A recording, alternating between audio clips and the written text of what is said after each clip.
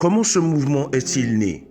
Le mouvement Black Lives Matter est né en 2013, après l'acquittement de George Zimmerman, le coordinateur d'une surveillance de voisinage blanc, qui a tué par balle Trayvon Martin, un adolescent noir de 17 ans non armé. Il a été lancé par 3 femmes afro-américaines, Alicia Garza, Patrice Cullors et Opal Tometi, impliquées dans les mouvements communautaires. Alicia Garza a écrit sur Facebook un message intitulé « Black people, I love you, I love us, our lives matter ». Patrice Cullors a répondu « Déclaration, Black bodies will no longer be sacrificed for the rest of the world's enlightenment. I am done, I am done. Trayvon, you are loved infinitely. Hashtag Black Lives Matter ». Le mouvement était né. Quelle est son idéologie?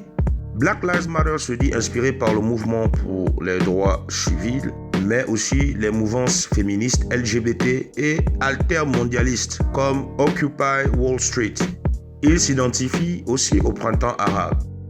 Qui le dirige? Selon les sources officielles, le mouvement est décentralisé en plus de 23 entités locales aux États-Unis, au Canada et au Ghana. Il n'existe pas de dirigeant clair, mais plusieurs leaders. Cependant, beaucoup de personnes s'interrogent sur la provenance des fonds collectés par le mouvement Black Lives Matter. Comment un groupe qui existe depuis 2013 a subitement eu une fulgurante influence aux USA et qui plus est en si peu de temps? DeRay est un des leaders du BLM, prétendait mener une révolution populaire pour la justice raciale et économique aux USA. Mais dans la réalité des faits, ce mouvement qui prétend combattre les brutalités policières ou encore de défendre les droits des Noirs aux USA est directement financé par le milliardaire philanthrope George Soros à travers son organisation Open Society Institute. Les membres de l'Open Society de George Soros ont plusieurs connexions avec les chefs du BLM et ses militants. Le milliardaire philanthrope a déjà investi plus de 33 millions de dollars rien que pour le mouvement BLM.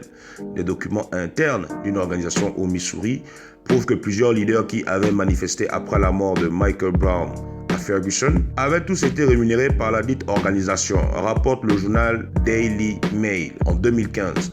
C'est quand même curieux de constater des slogans hashtag Black Lives Matter sur les réseaux sociaux tous les jours, les hashtags Blackout, alors que tous ces mouvements sont financés par un vieux milliardaire blanc.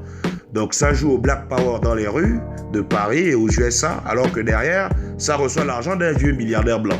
De qui se moque-t-on? I'm a Kemet and I can't stand for Black Lives Matter. Ce qu'il faut retenir de tout ceci, c'est que Black Lives Matter n'a jamais été pour les Noirs. Leur véritable objectif est de créer une guerre raciale. Parce que comment expliquer que ce mouvement fait du tapage médiatique, que lorsqu'un Noir se fait tuer par un policier blanc, sachant que selon les statistiques du FBI, c'est peu fréquent comparé aux meurtres intraraciaux.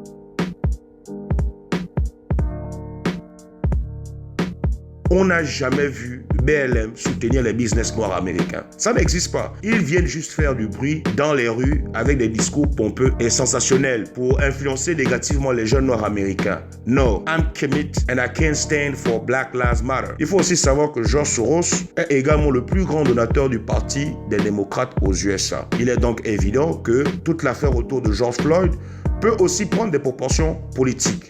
Par exemple, cette image circule sur les réseaux sociaux. De nombreuses personnes du camp des démocrates soutiennent que le monsieur ici, durant la campagne de Donald Trump en 2016, sera le policier Derek Chauvin, qui a tué George Floyd. Or, et dans la réalité, il ne s'agirait pas de ce dernier, mais d'un certain monsieur du nom de Mike Gallagher. Donc rien à voir avec le criminel Derek Chauvin. Ce type de manipulation politique est bien connu chez les démocrates. Tous les moyens sont bons pour arriver à la Maison-Blanche. Et nous savons également que George Soros fait tout son possible pour que Donald Trump ne soit plus président des USA cette année. La suite, on connaît.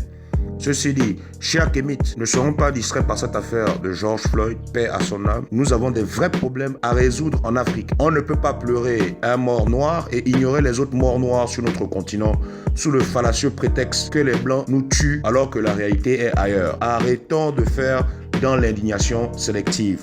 No, I'm Kemet and I can't stand for Black Lives Matter. Au TEP.